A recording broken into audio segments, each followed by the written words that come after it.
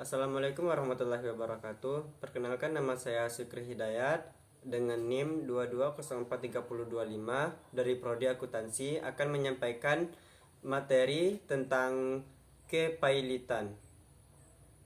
Pengertian kepailitan. Pailit dapat diartikan debitur dalam keadaan berhenti membayar hutang karena tidak mampu. Berdasarkan pasal 1 ayat 1 Undang-Undang Nomor 37 Tahun 2004 tentang kepailitan dan penundaan pembayaran utang. Kepailitan adalah sita umum atas semua kekayaan debitur pailit yang pengurusan dan pemberesannya dilakukan oleh kuator di bawah pengawasan hakim pengawas. Asas-asas kepailitan. Asas-asas kepailitan diantaranya yaitu 1.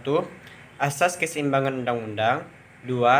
Asas kelangsungan usaha dalam undang-undang. 3. Asas keadilan. 4. Asas integrasi dalam undang-undang. Adapun syarat-syarat yuridis agar suatu debitur dinyatakan pailit adalah 1. Adanya debitur yang tidak membayar utang. 2. Adanya lebih dari satu kreditur. 3. Adanya lebih dari satu utang. 4. Minimal satu utang sudah jatuh tempo. 5. Minimal satu utang sudah dapat ditagih. Dan yang keenam, pernyataan pailit diputus oleh pengadilan niaga. Undang-Undang Nomor 37 Tahun 2004, pihak-pihak yang dapat mengajukan permohonan kepailitan pada pengadilan niaga adalah 1. Debitur sendiri. 2. Seorang atau lebih krediturnya. 3. Kejaksaan untuk kepentingan umum. 4. Bank Indonesia dalam hal debitur merupakan bank. Yang kelima, Badan Pengawas Pasar Modal atau BAPEPAM dalam hal debitur merupakan perusahaan efek. Yang keenam, Menteri Keuangan dalam hal debitur merupakan perusahaan asuransi, perusahaan reasuransi, dana pensiun atau BUMN yang bergerak di bidang kepentingan publik. Tujuan kepailitan. Tujuan utamanya yaitu untuk melakukan pembagian antara para kreditur atas kekayaan debitur oleh kreditur.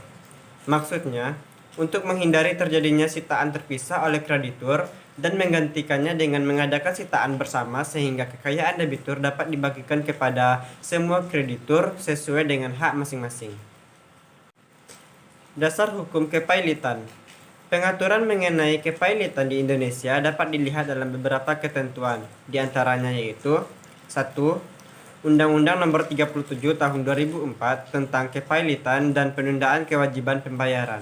2. Undang-Undang Nomor 40 Tahun 2007 tentang perseroan terbatas. Yang ketiga, Undang-Undang Nomor 4 Tahun 1996 tentang hak tanggungan. Yang keempat, Undang-Undang Nomor 42 Tahun 1992 tentang jaminan fidusia. Yang kelima, pasal-pasal yang terdapat dalam Kitab Undang-Undang Hukum Perdata atau BW, yaitu pasal 1131 sampai 1134. Yang keenam, dan beberapa undang-undang lainnya yang mengatur mengenai BUMN atau Undang-Undang Nomor 19 Tahun 2003, Pasar Modal atau Undang-Undang Nomor 8 Tahun 1995, Yayasan atau Undang-Undang Nomor 16 Tahun 2001, Koperasi yaitu Undang-Undang Nomor 25 Tahun 1992. Pihak yang dapat melakukan permintaan kepailitan diantaranya yaitu 1. Kreditur, 2. Kejaksaan demi kepentingan umum, 3. Bank Indonesia, dan 4. Badan Pengawasan Pasar Modal. Contoh perusahaan yang mengalami pailit yaitu PT Mega Lestari Unggul.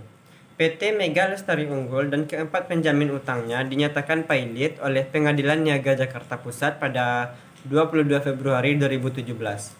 Keempat penjamin utang perseroan yakni Paulus Thanos, Lina Rawung, Pauline Thanos, dan Catherine Thanos juga turut terjerat kasus korupsi di KPK PT Mega Lestari Unggul, merupakan perusahaan rekanan KTP elektronik. Status pailit bermula dari putusan penundaan kewajiban pembayaran utang atau PKPU pada 9 Januari. Perseroan terbukti berhutang 376,84 miliar kepada PT Senja Imaji Prisma.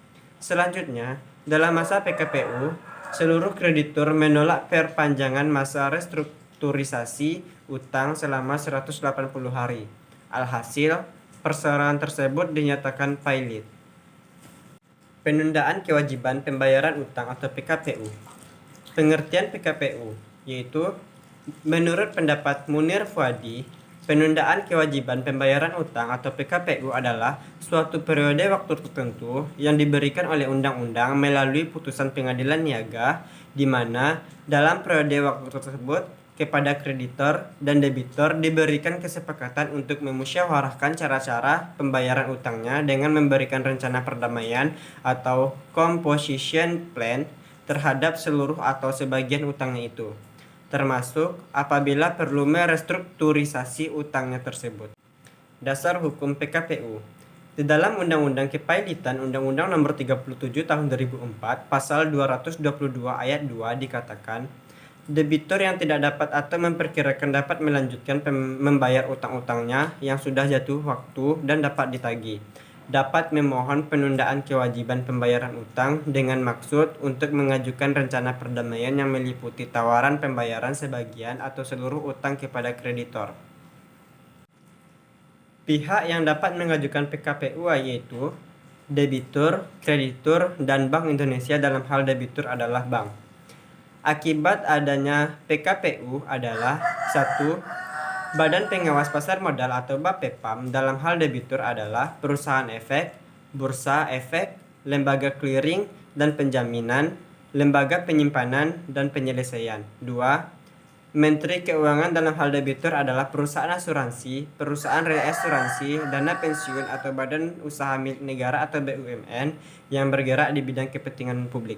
Berakhirnya PKPU. Berakhirnya PKPU ini disebabkan oleh 3 hal, yaitu atas permintaan hakim pengawas, atas permintaan satu atau lebih kreditur, dan terakhir atas prakarsa pengadilan niaga.